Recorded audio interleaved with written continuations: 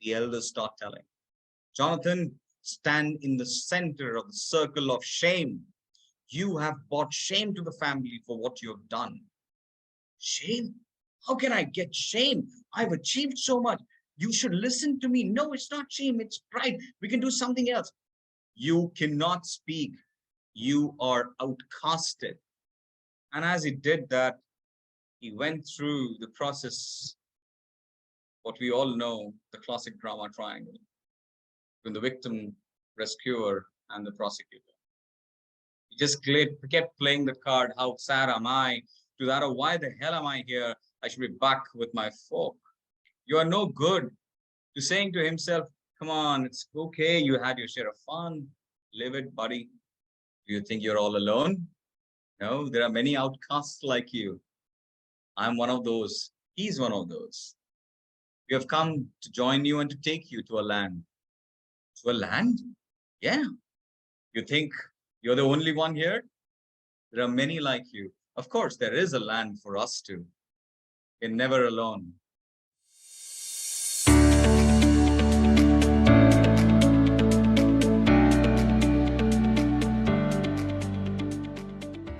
Yeah. So good evening, everyone. While others are joining in Indian Standard Time, I can see Meena from overseas has joined, but we all are joining. Yeah. Just to set the context, this Museart used to be a monthly event earlier. We got busy with other things and kind of stopped making it a monthly event. We are trying to revive it. Going forward, we'll truly make this monthly. We do get speakers internally and also some external speakers to come and share their knowledge. We have already lined up most probably the next one also. I spoke to someone today. The objective of this is we are very proud of the community that we have created. Each one of you here, each one of us, with the stated objective of continued learning and business collaboration. I am saying more this for the the new joinees. Some of you, I can see Divya, Rakhi, and others here. This more for we are not going to just be a good coach and be in wilderness. No, we have to be out there in the market. As we say, it is selfish to not to sell coaching at a holistic level. So the objective of this is, we also get to know each other. We also promote. We are trying to get you to know who Sidharth is, a master storyteller. This is Sidharth's profile. I just put. Hi, Subash. Hi, Sid. Yeah, good to hear. Finally.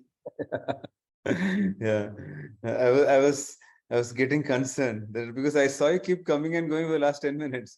So yeah, good to see you. I'll share what I know of Sidharth, and I would request Sidharth to add. One, he's a master storyteller. He blogs My Upama. One of my favorite blogs. Is a published author. Travels a lot, and he doesn't go into those routine places that we tend to go. He goes into all unknown places, and he comes back with a lot of stories from there. Right, the entire family keeps driving around. He's an HR leader for sure. He's also a coach. We were introduced by a great common friend, Dr. Ram. Sidharth first was my client. Then, like some of us here got fascinated by this journey and chose to travel towards this ACC, and took a break, was an entrepreneur briefly. Now he's gone back to the madness, working with camps in Chennai, drives one and a half hours one way. And that's him. Anything more you would like to add, Sidharth, what I didn't share? I think that's more than enough to begin with. I love the fact that you added that 1.5 hours at the end. One way. Over to you. All right. Thank you. And a lovely evening to all of you. Wonderful to have you. So let me jump in and then we can then talk about it later. I think should be around half an hour's time for the overall process to get over. And then, of course, the conversations, whatever way that comes in. Okay, let me see if I can get my presentation up. I hope all of you can see this. Yes. It was a lovely evening uh, when a host of seagulls were fighting amongst themselves, were defending themselves for those little breadcrumbs that were thrown by the boatsmen. Some dry fish, somebody was jumping around on the fishes that were floating around near the boats. It was wonderful to see that sight. And far away somewhere, 100 feet above, there was this lonely bird that flew. The bird that looked down and then spread its wingspans far as much as possible. And as it spread its wings, it took a dive down. It zoomed down at a 40 miles per hour.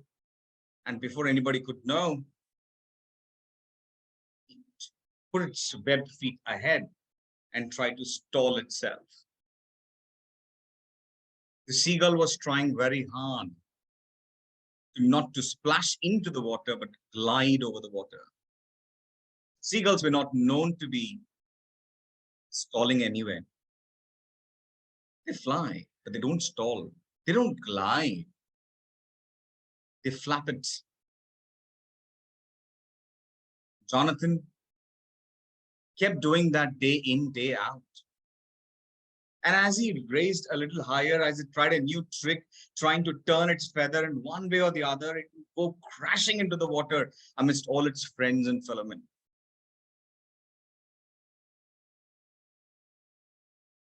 Jonathan loved it. And that evening, when it crashed into the sea once more, it, with the webbed feet, it kept wobbling around, finally got on to the shoreline. Flap, flap, flap, it went in. And as it reached its shore, he saw his mother and father standing.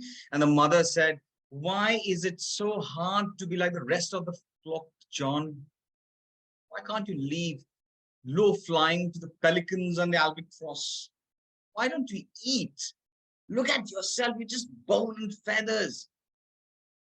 Jonathan looked at itself and then said, "I'm okay, Ma. I'm fine." Just then his father, who was angry, said, "See ya, Jonathan. Winter isn't far away. Boats will be few and the surface fish will be swimming deep. If you must study, then study food and how to get it. This flying business is all very well, but can't eat on a glide, you know. Don't forget that the reason you fly is to eat." Both the parents were trying hard to sell to their son, Jonathan, that the ways of living is to just pick on those breadcrumbs or the fishes that are there. Go into the sea, go to the boatsmen who throw those dry fishes or pieces, crumbs of bread that they can pick up, and then they come back. Jonathan heard, he has been hearing this often. This latest one that he hit into the water was hurting him bad, and said, "Okay, Dad, okay, Mom, I will do what you say. And I will listen to you." Jonathan went back the very next day, just like everybody else. Felt it was like futile. Come on, I'm just fighting over these breadcrumbs. When he saw an old seagull trying to peck at the same breadcrumb that was thrown at him, he happily gave it away. He looked around, he felt something was amiss. A few moments later, Jonathan just took off again, forget his vow that he made to his mom and dad, and then went off flying again. He enjoyed it.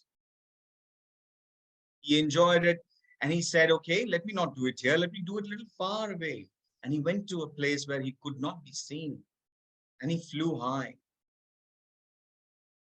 100 feet or 200 feet, and then he took a dive down. As he went down, he tried to strain his neck up, wings tight, and he went. It was a big strain to move, but Jonathan was all with the flow because he was feeling the wind. The wind was hitting at 50 miles. It went to 70 miles an hour, and he was hitting at 90 miles, and it was such a fun that he had. He said, if I'm able to do a 70 miles, a 90 miles, can I push it more? Can I go higher? And Jonathan goes higher, goes higher. He goes higher to 1,000 feet, and then when he looks down, he sees the boat to look very tiny. His friends and relatives all look like specks around. Jonathan makes the dive. From that height, when he comes, the wind just cuts across. He's feeling the heat of the wind because he was gushing at not at 90, not at 100, but 120 miles an hour. He was at a top speed that any seagull could think about, and he enjoyed it thoroughly. He was loving the moment, and just as he was getting closer, as the boat looked bigger, he twisted his head neck with such a difficulty, a little more stiffness, and a turn, and he was into a ball of fire splashing into the water. Fortunately, nobody was there. It hurt him hard. Jonathan said, wow, 120 miles is not a small number. Let me do it. Can I now do it from 2,000? He climbs up higher and higher, and he reaches a height of around 4,000 when he was evening, when he was doing his dive. His body was aching, but the zeal was on. He just felt, wow, this is something that I need to do. And he took the dive. This time I know that I need to move my fingers a little bit. The feathers have to turn around so that I can balance myself. I can take the turns and the twist and pull myself up. Jonathan takes the dive. By the time he took the dive, the sun was out. The moon was up. He goes right in at a top speed of 120 miles per hour. It went off to 140, and by that time, he just did not know how to hold himself up or twist his feathers because the wind was gushing against, he was cutting through it. His bones did not have the strength, his muscles were all out, his feathers were gone by the practice that he was doing since morning. Went crashing and hitting like a brick onto the surface of the water. Seawater just hit him hard. He went squeaking down quite a good amount of feet into the water when he finally managed to wobble across, paddle himself, dragging his body. And as he dragged his body out, he was all lost. No, this is not happening. And doubt started. There's no way around it. I'm just a seagull. How can I do it?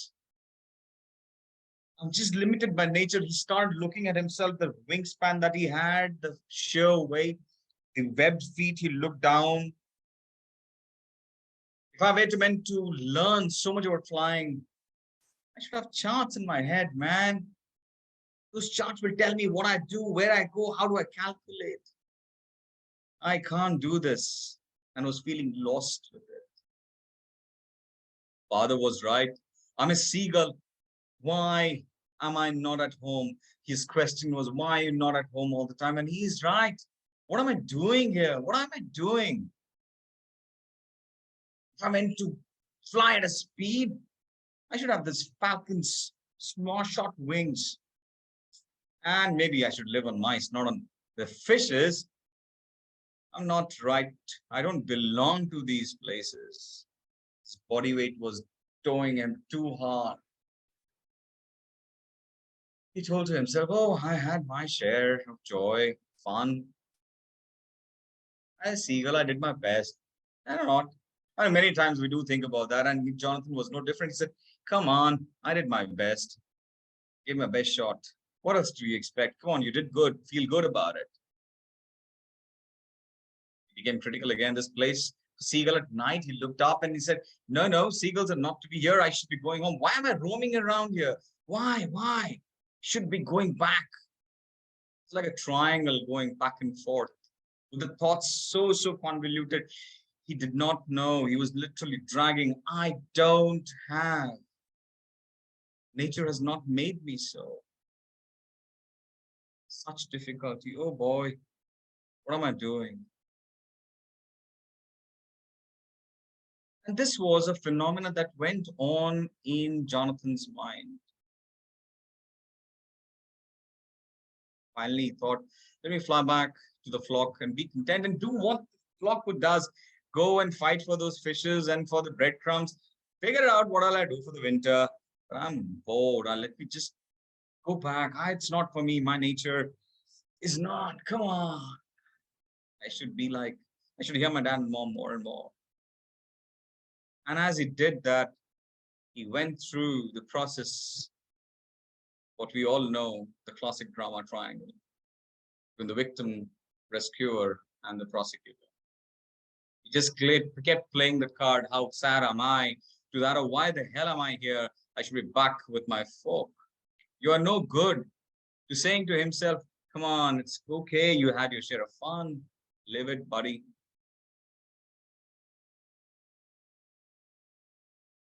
At this moment of the story, I would like to pause a bit. I'd like to pause a bit and leave a question with all you coaches to ask yourself, what can you do and how can you enable Jonathan? If you were the coach for Jonathan at this moment, when he's completely dripping wet, dragging his huge wings, which are completely soaked in water, dragging himself from a victimhood to that of being a prosecutor, to that of being a rescuer. He's playing that game of the drama that goes on in everybody's mind. He's at that state. How would you enable Jonathan at this point? What would you do? How would you engage in a conversation to make Jonathan even more powerful? Well, as you think about that, Jonathan starts to think, what can I do? Nature has not given me wings as short as that of a falcon. I don't have the charts in my head. So what do? How do I enable myself of short wings, short wings? He kept thinking about that short wings. Then he had an idea. Oh, wow. If I pull my huge wings a little closer, would I be able to make it? And his mind started to churn. He started to think. And as he thought, he turned around, looked at the ocean, and he started to run. He flipped his wings, which was completely soaked with water, dripping from his wings, and gave a big hit, and he was up in the air, flowing right horizontally to the under of the water, then slowly gliding up and up and up. He just kept going up. And as he went up, he already reached 1,000 feet. He looked down. He was so delighted and happy. And he took a dive back into the ocean from that 1,000 feet. He kept zipping down. He was almost at 70, 80, 90 miles per hour. He hit on to 100, 120. He brought his wings closer. It hurt really bad. Nothing was in his mind. He just brought his wings closer and moved himself. And he swirled, made his moves. He moved up. He came down. He could do what he could not do so far, and he enjoyed it. He was like, wow, I am just there. I just have to shorten my wings. And he realized that he could make it. He was moving at a speed of 140, 150 just by pulling himself. It hurt, but the fun, the speed of him gliding through that, cutting through the air, able to move his neck at the right minute, his wings tipping off at the right angle Just one movement and he was able to swirl around beautifully. And he enjoyed that. He was making 1,000 feet dives, 2,000, 3,000. It did not matter of his hunger. He forgot everything that he was telling about himself, his boast that he would go back to his parents and all that. And he went on. It was daylight as he reached the shore, exhausted, thrilled, happy. He was delighted with what he had achieved. My God, I should talk about to all my friends the beauty about the wings, the speed at which we could fly. We could get more fish now. We could do a lot of stuff around. We could do, this is great stuff. He was so energized and enthusiastic as he walked around. He saw all his falcon friends, the seagulls were everywhere around him. You all are waiting for me. I should go and tell them what I've achieved, what I've done. I should talk to them about it. Walks with pride, with joy, so much to share, so much to tell them. And as he walks toward the center, he sees his mother was shaking her head. Her father looked somewhere else. That's when he saw the elders telling, Jonathan, come to the center. Center, it's time to share the joy. Or is it about an embarrassment? No, I've done something good. I've learned something. This is fantastic. This is something different that no seagull has done. I've learned something to share. And he walks up to the center. Just then, the elders start telling, Jonathan, stand in the center of the circle of shame. You have brought shame to the family for what you have done. Shame? How can I get shame? I've achieved so much. You should listen to me. No, it's not shame, it's pride. We can do something else. You cannot speak. You are outcasted. You are banned from the circle. You've broken the brotherhood. He looked at his friends, so-called friends that he thought. He turned around, he looked everywhere, but everybody turned their back saying, the brotherhood is broken. We will not talk. Jonathan was heartbroken. Jonathan didn't know what to do. He looked at his mom, looked at his dad for some support, some sympathy, something to come out with, but nothing. He was lost. He walked out of that circle, head down, shaking his head vigorously. At this moment, as a coach, if Jonathan were to reach out to you, what can you do? How would you enable Jonathan? How would you? And he's so broken. He's so lost. He does not know what to do. The joy that he had, he wanted to share with the world. The world shunned him off, saying, no, you cannot. We will not listen to you. And here he has done a discovery. What all can he do? How he can share the joy to the world? But no, his world was not willing to listen to him. What can you do if you were a coach? If Jonathan were to come to you and to talk to you, what would you do? So as you think about it, what Jonathan did was then, he walked out, said, okay, fine. If you're not going to be with me, I will do what I want to do. I have dived alone. I think I can live alone. Jonathan walked out of that group to the solitary rock far away, and he started making his dives. He was engrossed day in, day out in taking dives, in turning, in twisting, in gliding above the clouds. He saw new things. He discovered new things. He didn't have to wait for the boats because from the height that he used to dive, he will go right into 10 feet, 15 feet, 20 feet deep, where he could find multiple fishes to feed onto. He was never hungry because he knew he would glide in the evening, eyes closed, over the clouds by sunrise. He'll be in a different place. And he enjoyed. But he was all alone, solitary. living his joy, his dream. It hurt, but still he enjoyed because he was able to do, he was the fastest seagull on earth and he lived the journey. He was all alone, but he was enjoying it. If Jonathan were to come to you, I'm all alone, waiting for the end and no meaning, but want to do something.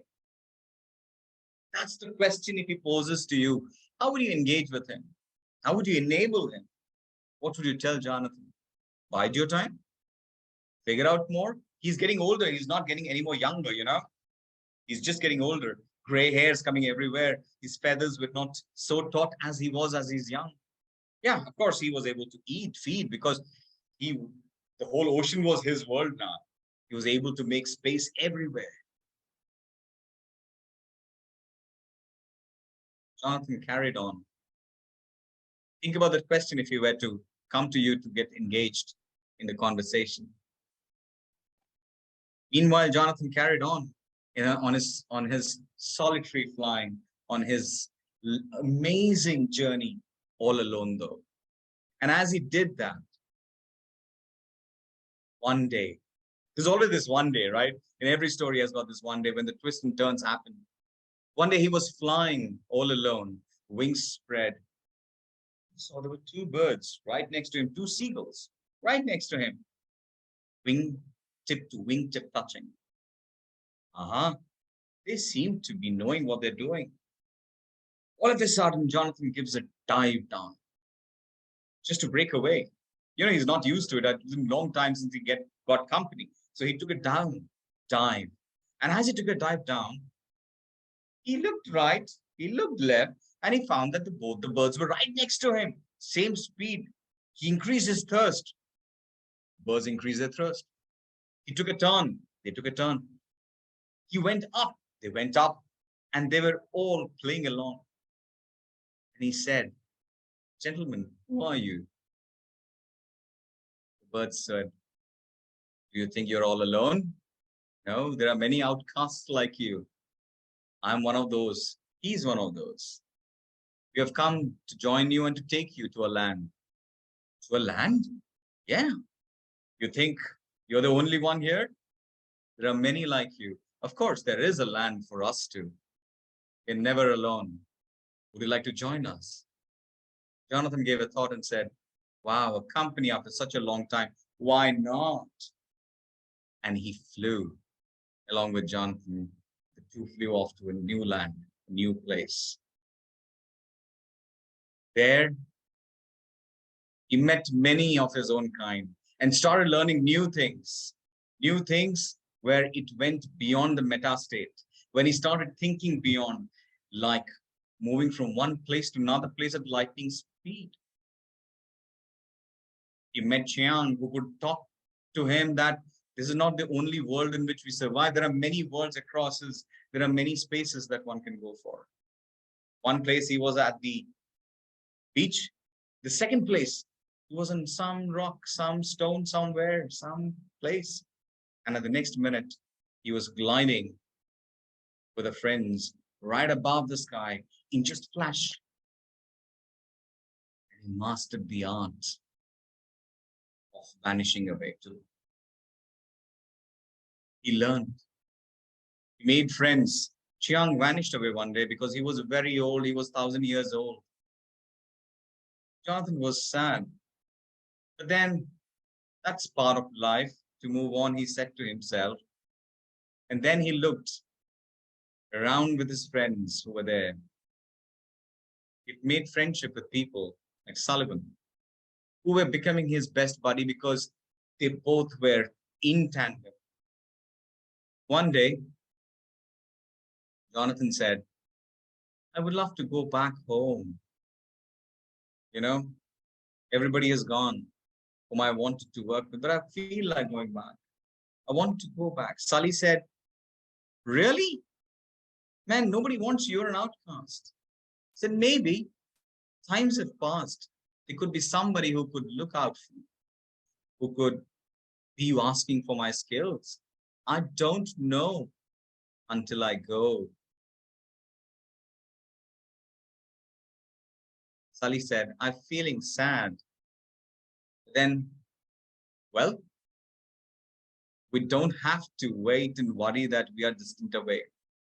Just the mind thought, I want to meet you and I'll be there next to you. And if you want to meet me, you'll be there next to me. So goodbye, my friend. Enjoy your time.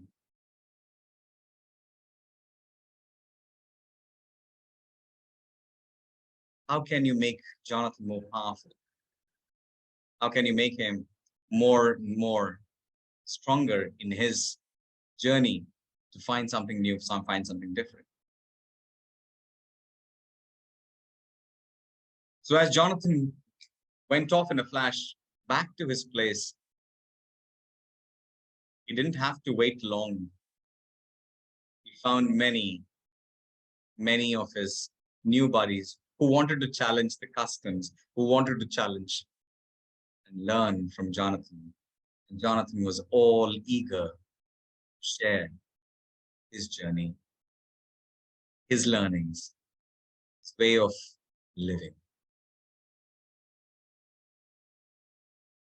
Well, that's the story that I wanted to share. This is the book. I'm sure a lot of you would have read this, liked it. And I pause here.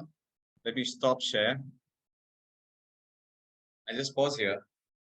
I want to leave you all with those questions, those 4 questions that I'd asked in between the story that I shared. Because as coaches, we always get different kinds of questions, all asking for enabling to move forward. I pause for any questions or any thoughts or anything that you would like to share.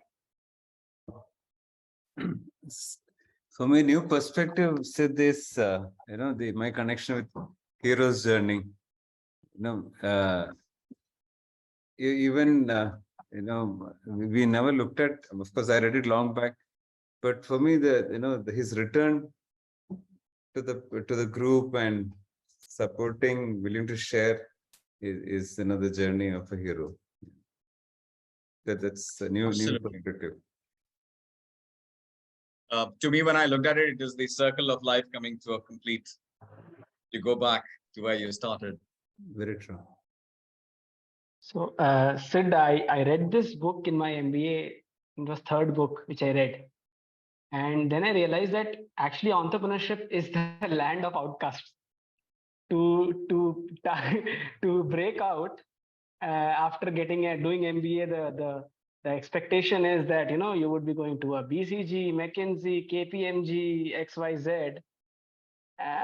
That kind of for me was like that's what the flock is doing. Oh, how about diving from 1,000, 2,000 feet? Just that sheer thrill of it. And by the way, my professor, one of my professor, he used to call us Jonathans. Our batch name, according to him, was Jonathans. We were 21 of us, and we are like, you are Jonathans. So I mean, that he only gave us the book. The assignment was to just read the book and write 1-pager, and that kind of shifted my focus as well. How to, and at that time only our master also had the guru whom I believe in, that Chiang was like the guru, who disappears once you come to the land. The Chiang disappears and leaving you more enabled to go back to the tribe, go back to the flock and share. So a lot of insights, lot of metaphors there to learn from. It's a fantastic book for sure. And that's lovely the way you put it across, Karan. In fact, being the storyteller, I believe in metaphors. And whenever I read this book or even The Alchemist, and there are many books like that, they are metaphors that they talk about. And most of the time, if you look at our own journeys, we connect with metaphors very strongly, very, very strong. And if you were to break those metaphors, because they are all stories in which we are sitting on to, when we break those metaphors, there is a lot that goes within that. And then it connects very powerfully to who I am as an individual, to what's going on as a mental construct that I have in my mind, to how I can be enabled or I may not be enabled. That's a constant struggle.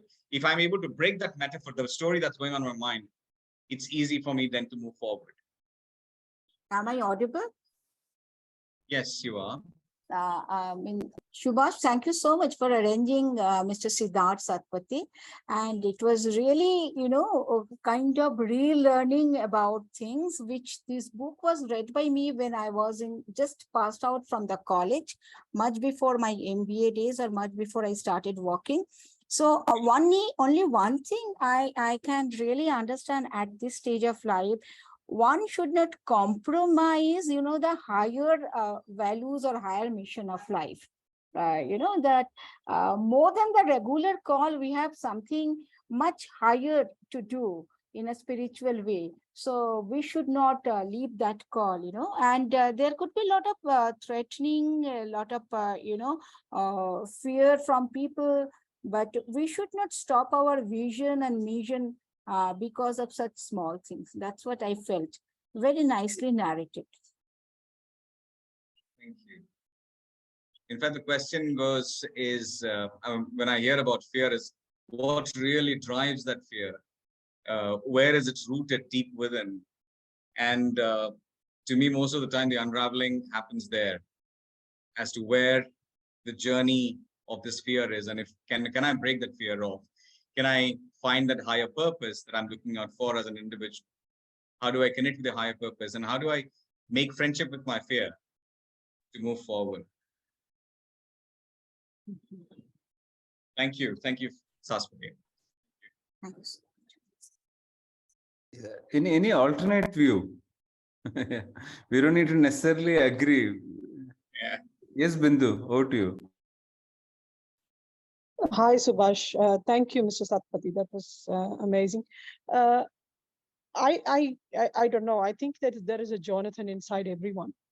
It doesn't matter whether the quest is spiritual or in a different direction, but there is always an element that seeks to transform, that seeks to evolve, that seeks to go beyond. Whether it's so, my thing is, if we are as coaches, if we are able to connect to the Jonathan within, then that's where, so far, what I've seen is that transformation becomes easier. How do you do that as a coach? Yes, you manage to do that by asking questions, but it's a very long, tedious process. It's very client driven. If there's a way to connect to the Jonathan within faster, what would you say it is? Wow.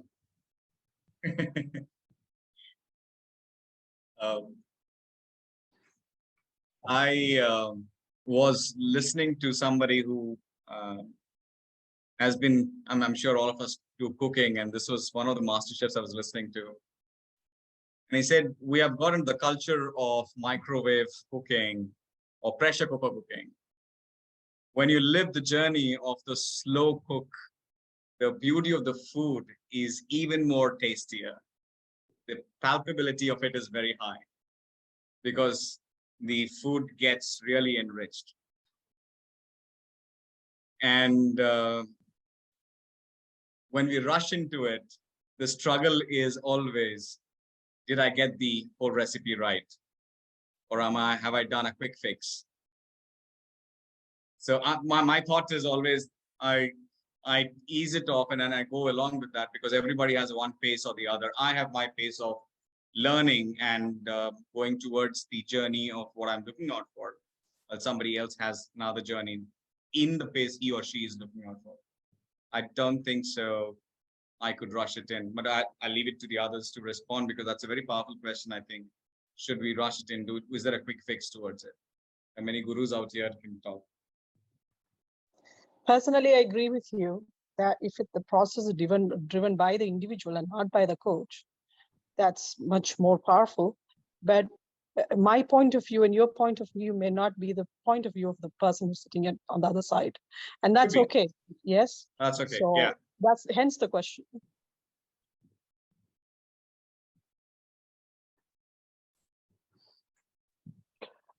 I would just like to add my 2 cents to this. So I think the question from Bindu was, how can we meet our Jonathan? If I'm I'm paraphrasing it a little, but I think it was that was the essence. I think for that to happen, we have to slow down. Generally, most of the time, our culture is as such. We derive pleasure, we derive acceptance, we derive recognition from being fast. I think to meet our Jonathan and to come to a true north, a true path, if I can use that term, we have to slow down. We have to, and when you slow down, you start reflecting. And when you start reflecting, the things that are always around you, but were not in your consciousness, but were not in your visibility, those things start becoming visible. Those things start becoming, those things start appearing in your conscious field. So if I could just sum up it up in maybe 2 or 3 words, I think Bindu and to the rest of people on the call, I believe the answer could be try slowing down. If not throughout, maybe in small patches. Maybe, in this Sunday, I'm going to slow down, or, I'm going to take this week to just slow down and be very conscious about my pace, be very conscious about the pace, be very conscious of the pace at which I am working, the pace at which I'm taking things. My 2 cents. Lovely. Slowing down. Thanks, Memo. Priya, probably you can unmute and. Sure, thank you. Can you hear me, guys? Am I audible? Yeah. Okay, Siddharth, love the way you narrated the story. It's it's my first experience with this, and it was very it was thought-provoking in the sense, every situation was infused with what would you do as a coach, and how can you enable.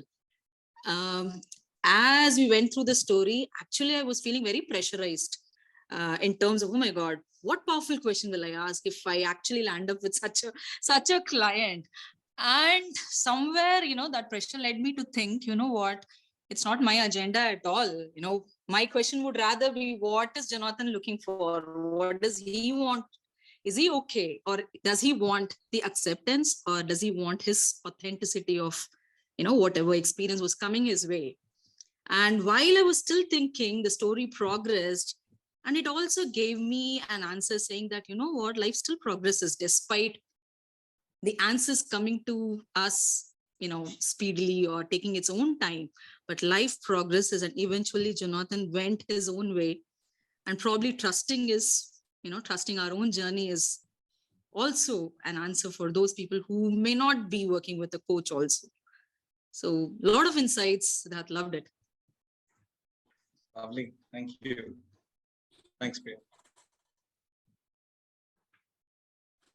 For me, I think in one place where he said he achieves a small thing and he comes back to his flock expecting some appreciation and understanding, and he faces more obstruction there and resistance. So holding on to that and getting back to what he decided or what his goals were and what he believed in his convictions, that's the great win for me. That's not easy, actually.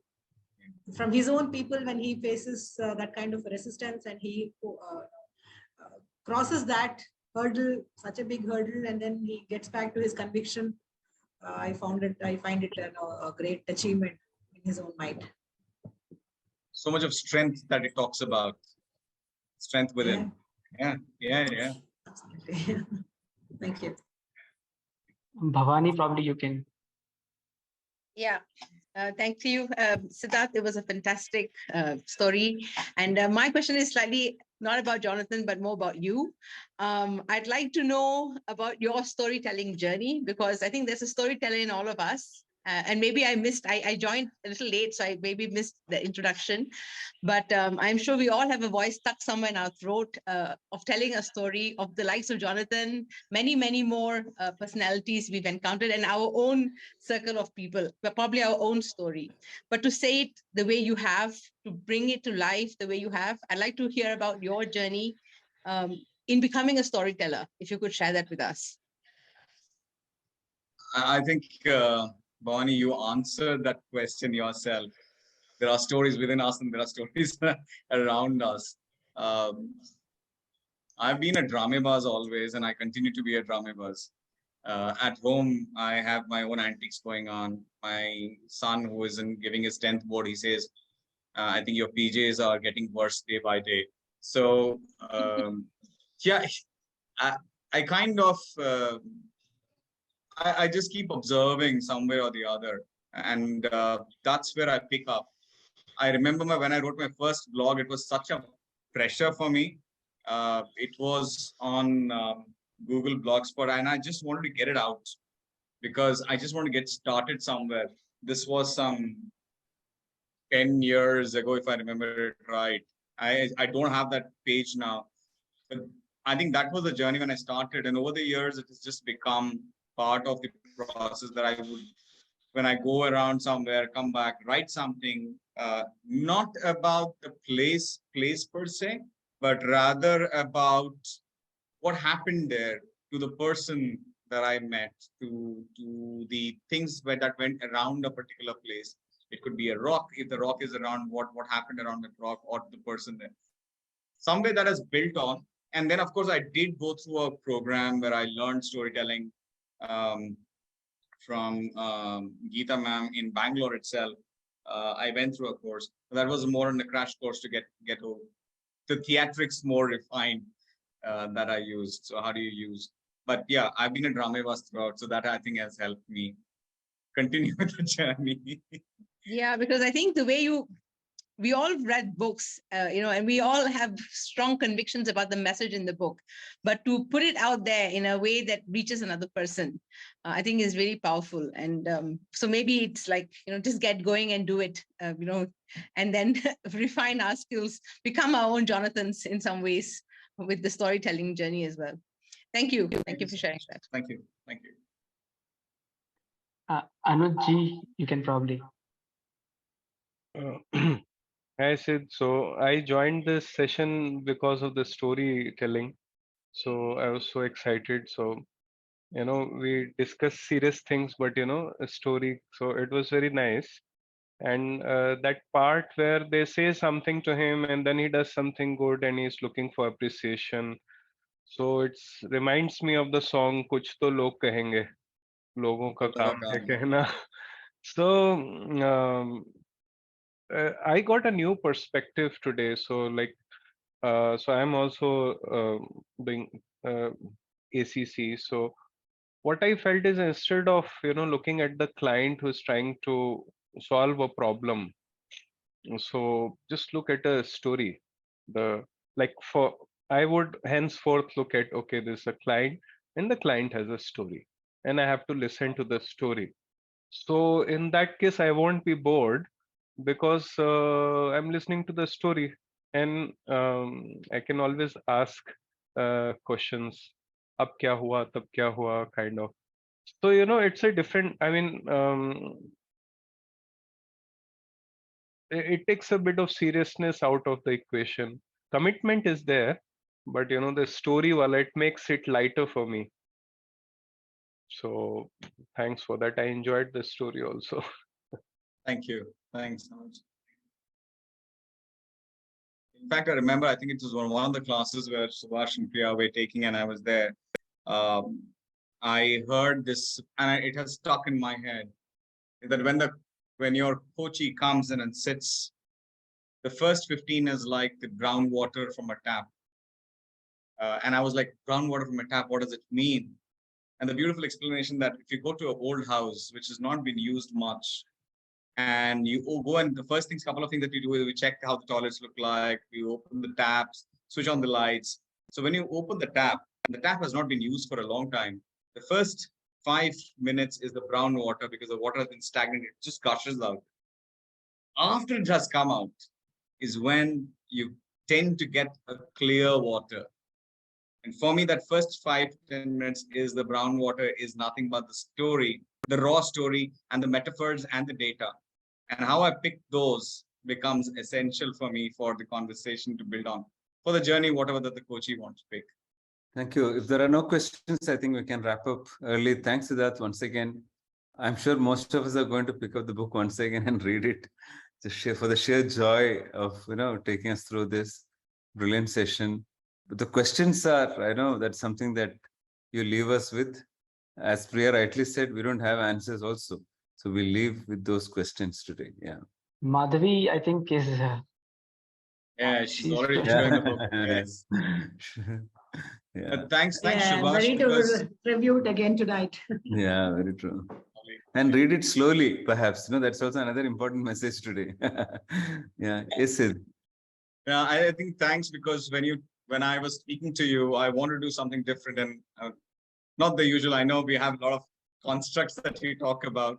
I want to true. break that down and put across something which is very different, Yeah. so that we enjoy the journey. That was the intent, that I had something different to talk about. I hope it has met the objective of Museart. More than, yes. And when we're going to, build on this with more diverse, similar sessions for sure. And thanks everyone for joining and staying on. Yeah, you take care and see you all soon. Thank you, Sidharth. Thank you.